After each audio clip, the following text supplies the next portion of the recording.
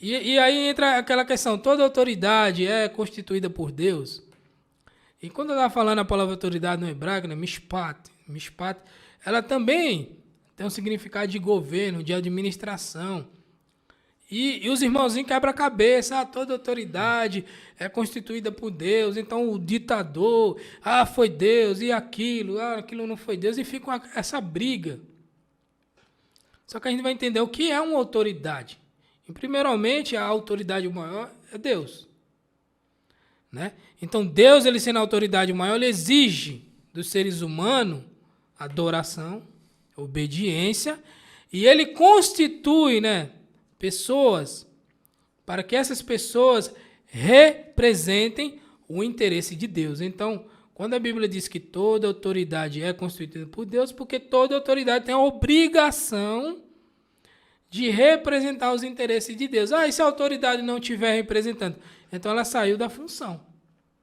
Se um policial roubar, ele saiu da função.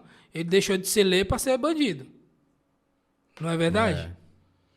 Então veja só.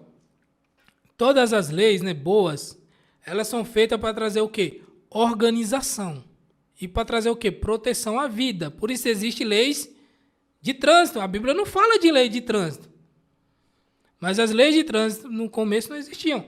Mas elas são feitas, né? Ou devem ser feitas para o bem, né? Para o bem, para os carros não bater um de frente com o outro, para o cara respeitar. Olha a faixa de pedestre, olha o idoso, a escola, olha a lombada, diminuir a velocidade. Porque a autoridade, ela traz o quê? Ela traz organização. Olha, aqui tem fila, para ninguém ficar aquela muvuca. Ali é fila especial para idoso, para gestante. Entendeu? Então, toda autoridade, quando ela é criada, formada ou induzida para trazer organização, então ela é do princípio de Deus. E isso tem em todo ser humano.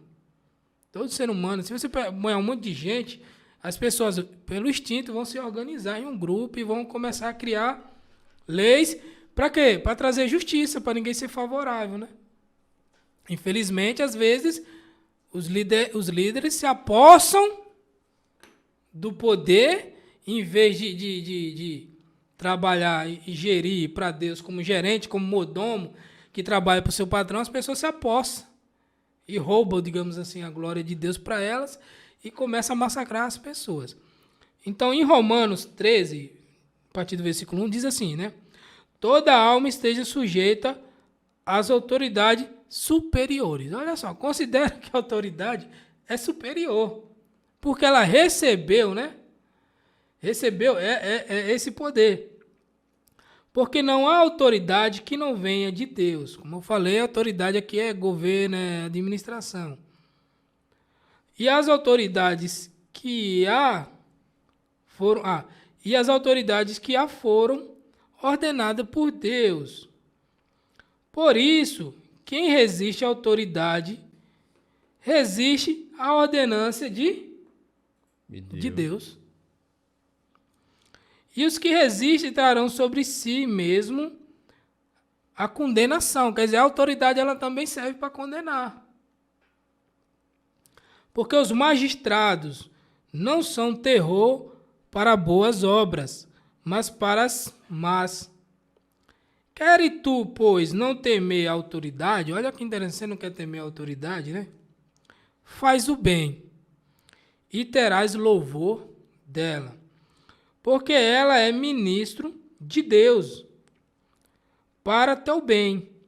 Mas se fizer o mal, teme, pois não traz debalde a espada, porque é ministro de Deus e vingador para castigar o que faz o mal. Então também um dos princípios da autoridade é punir quem faz errado. Então, pegando um gancho aí, os direitos humanos dos dias de hoje é errado, né? Porque eles apoiam quem faz errado. Você tem que apoiar quem faz certo. Quem faz errado tem que ser punido. Quem faz errado sempre tem que ter uma oportunidade pelos direitos humanos de hoje. Aí o cara também tem que... certo não tem benefício nenhum. Tem que ter também leis justas, né? Regras justas também. Se você fizer errado, você vai ser punido. Se fizer certo... A autoridade, ela não tem legitimidade para te punir. Porque não é o princípio de Deus, não é punir o justo. Então, quando a Bíblia diz toda autoridade tem poder, não para punir o justo, para punir o errado. Então, se uma autoridade está punindo o justo, ela não é autoridade de Deus.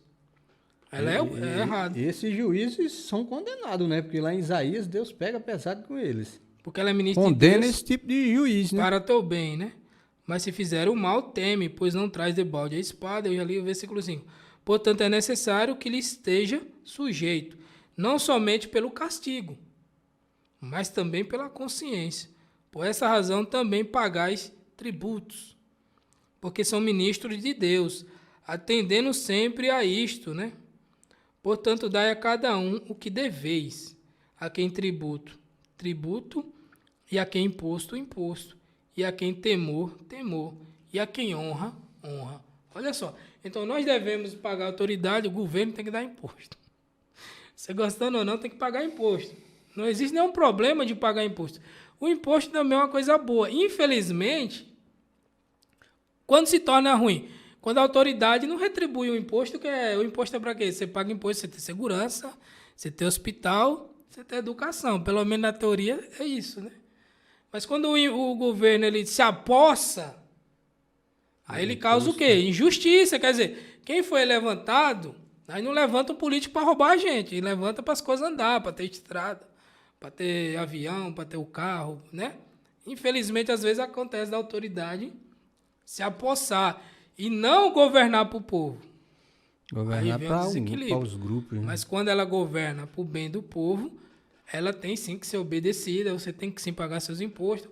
Aí tem gente que diz, não pode dar oferta na igreja. Ele diz assim, se você deve tributo, é tributo, se você deve honra, é honra, se você deve obediência, é obediência. Toda autoridade, ele fala de toda autoridade. Né? Se você está, sei lá, na escola e o seu professor é uma autoridade. Você está no trabalho, seu encarregado é uma autoridade. Você está na fila do banco e alguém está organizando ali a fila, ele é uma autoridade. Então devemos obedecer toda autoridade.